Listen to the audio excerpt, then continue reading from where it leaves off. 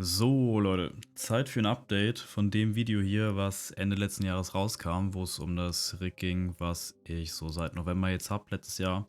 Jetzt haben wir schon wieder September. Letzten Monat gab es auch ein Update von meinem Rig jetzt hier und deswegen Zeit für ein neues Video. Ja, warum ging es im letzten Video? Im Prinzip ging es da einmal um alles. Ihr seht unten Kapitelmarkierungen, Planung vom Rig. Wie konstruiert man das Ganze in CAD-Programm, Stückliste erstellen, meine Stückliste dann letztendlich bis hin zum Zeitrafferaufbau. Ihr seht es gerade im Video. Einmal der komplette Aufbau so vom Basisrig, wie es dann jetzt fast ein Jahr lang bei mir stand. Und naja, jetzt haben sich halt noch ein paar Sachen geändert, deswegen gibt es jetzt nochmal ein neues Video, wie gesagt, aber eben wirklich in aller Kürze einfach nur mal kurz durchgehen. Was ist jetzt alles in dem Jahr passiert? Was gibt es für neue Sachen? Deshalb nochmal kurz zusammengefasst, was jetzt eigentlich der Stand war von vor einem Jahr. Falls ihr den Stand nicht kennt, ihr könnt auch sonst gerne das Video erstmal abchecken, wenn ihr es nicht kennt und euch dafür interessiert, wie baut ihr sonst einen Rig selber. Anstatt ein fertiges zu kaufen, könnt ihr auch gerne erstmal in das Video reinschauen und euch dann jetzt das Update reinziehen, wie ihr wollt. Vielleicht kennt es auch schon der eine oder andere und kommt vielleicht sogar gerade von dem Video. Was ich zu der Zeit hatte, war ein Single-Screen-Setup mit einem 34 Zoll Curved Monitor, ein Fanatec CSL Elite Bundle mit dem F1 Lenkrad und den CSL Elite Pedalen ohne Load Cell. Also quasi Einsteiger-Set von Kleinanzeigen, den Sparko-Sitz, den ihr seht. Ansonsten war da eigentlich nichts dran. Also einfach wirklich die Basics. Ja, das war damals der Stand und deswegen starten wir jetzt mal ins Update rein. Genug über die alten Sachen gequatscht. Wir reden jetzt darüber, was jetzt Neues dran kam. Und so sieht das Ganze nämlich jetzt aus. Bisschen mehr Zeug dran, rechts, oben. Ein paar Sachen sind anders. Gehen wir mal Stück für Stück durch, was alles so neu ist. Alle, die regelmäßig im Stream unterwegs sind, die sehen jetzt auf jeden Fall schon, dass mein Mülleimer wieder Mülleimer sein darf und jetzt nicht mehr als Tastaturhalterung und Ablage fürs Mauspad dienen muss. Das ist schon mal eine sehr gute Änderung. Endlich gibt es nämlich hier von Track ein Mauspad. Ich habe mir das einfach direkt zweimal bestellt, weil ich wollte einfach günstig noch eine Ablage für meine relativ schmale Tastatur haben. Und für mich war das absolut ausreichend dafür. Also zweimal Track Mauspad für Maus und Tastatur. Die normalen Tastaturhalterungen waren mir auch ehrlich gesagt irgendwie ein bisschen zu teuer mit Winkel und allem, was man da so hat. Ich wollte einfach nur eine Ablage für meine Tastatur haben.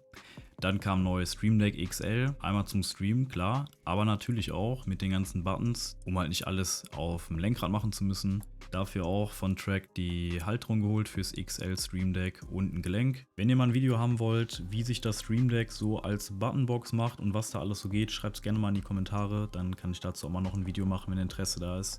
Dann habe ich jetzt noch oben einen zweiten Monitor dran, ist eigentlich ein alter 24 Zoll Full HD Monitor von mir, den ich jetzt noch dafür genommen habe. Ist super entspannt, natürlich für Streaming sowieso. Ihr seht gerade, OBS ist auf, man hat einen viel besseren Überblick.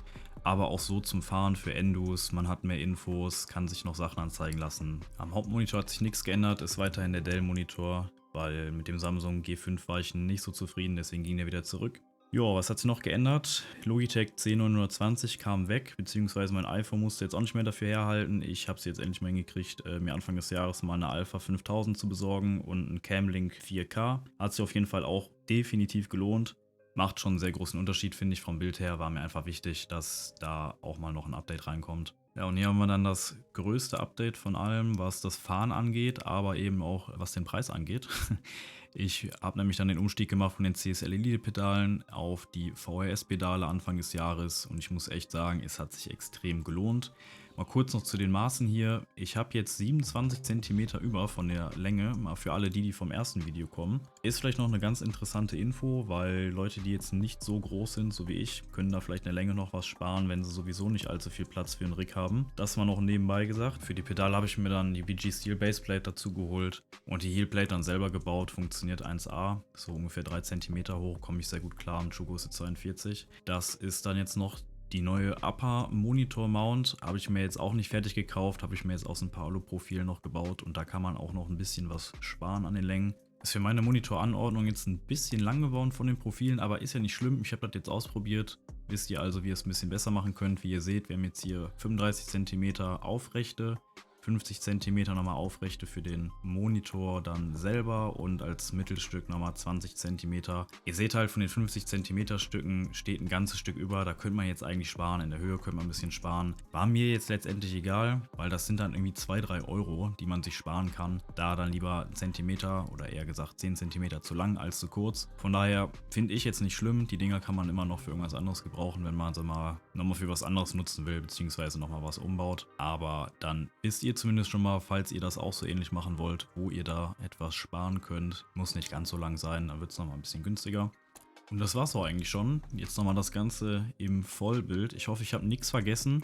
Ich habe doch was vergessen, und zwar mein Griffband auf dem Lenkrad. Das kam jetzt auch vor ein paar Monaten dran. Ich weiß nicht, ob ihr es wahrgenommen habt im Video. Hier seht ihr es gerade nochmal.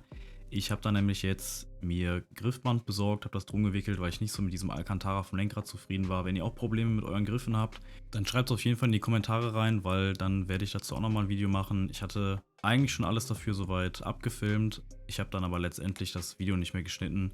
Wenn aber tatsächlich Interesse sein sollte, was ich da gemacht habe, was ich benutzt habe, wie ich es gemacht habe und was so meine Erfahrungen damit sind, dann schreibt es auf jeden Fall auch in die Kommentare, weil dann werde ich halt auch nochmal das Video fertig machen.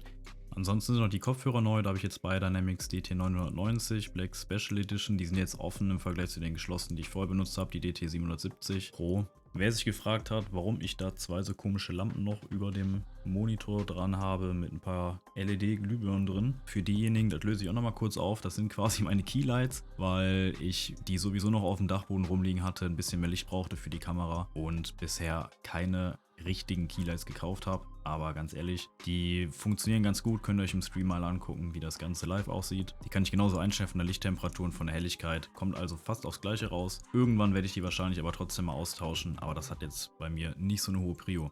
Ansonsten hoffe ich, hat euch das Update gefallen. Ich habe nichts vergessen. Schaut, wie gesagt, gerne mal im Stream vorbei. Kommentiert auch gerne mal, wie euch das Update gefällt, ob ihr es anders gemacht hättet, was ihr sonst vielleicht noch davon sehen wollt. Vielleicht habe ich auch irgendwas vergessen. Wenn es dir gefallen hat, würde ich mich auch sehr über ein Like und ein Abo freuen. Dann verpasst auch keine weiteren Videos, die noch folgen werden. Und ansonsten würde ich sagen, ich hoffe, wir sehen uns im Stream oder sonst im nächsten Video. Bis dahin, ciao, ciao.